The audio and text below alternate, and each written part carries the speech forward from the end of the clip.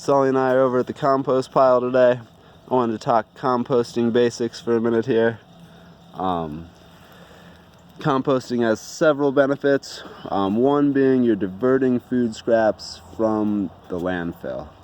Food in the landfill gets covered up, anaerobic bacteria break it down, release methane into the atmosphere.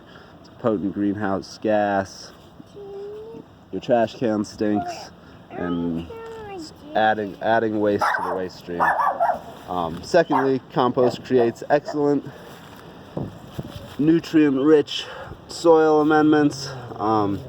This has got a lot of eggshells in it that haven't broken down completely, but this will be a great amendment we can add around our tomatoes. Cover a bed with it just to add general fertility, and even sift it. I've got this sifter.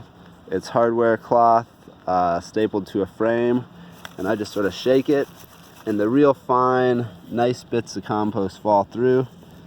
And if you fill a bucket with these, it's great for your starts, like so your indoor tomato starts or whatever it is.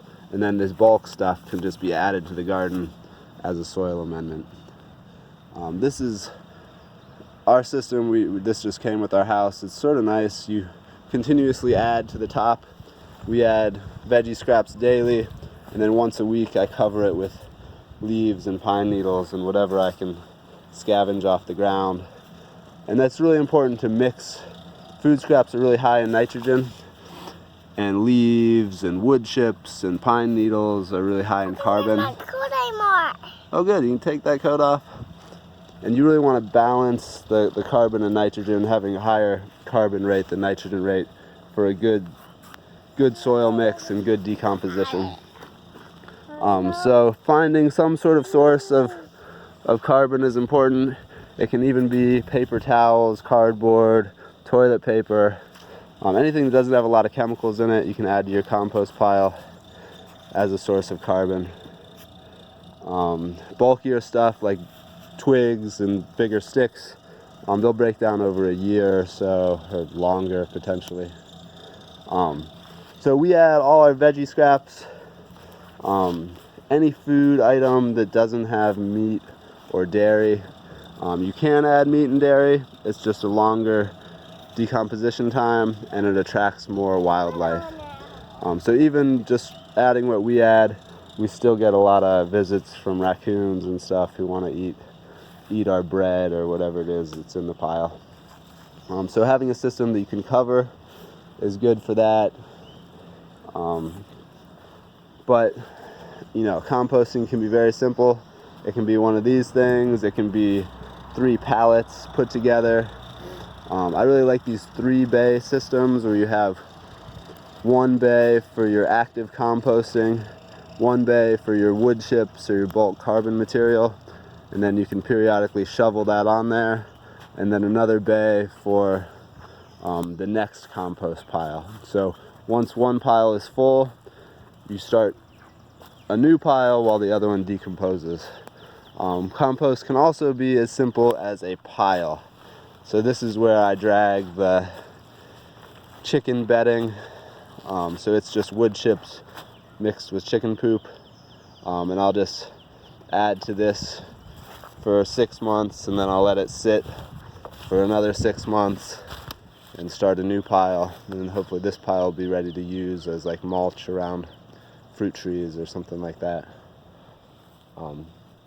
Yeah, even raking a giant pile of leaves and just letting it sit there, that's super cool. Again, generally rule of thumb is it takes a year to make some good compost. You can do it faster in systems like this.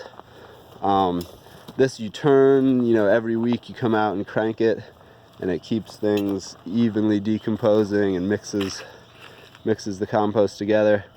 I haven't been using this just because I'm lazy and it's more work to open it and dump the compost in, and then it's more work to get it out. But it keeps the critters out, it composts faster. So something like this is really cool if you're willing to do some more work. Something like this is great if you're not going to do a lot of work.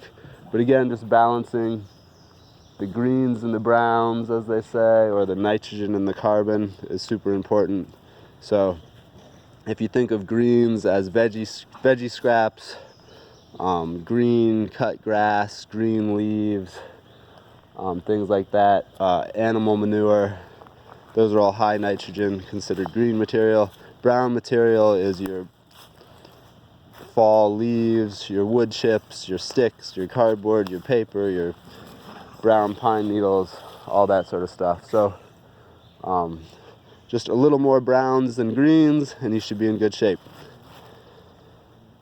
Let it sit for a year, throw it on your garden, throw it around your fruit trees, whatever you can use it for. Super good source of fertility.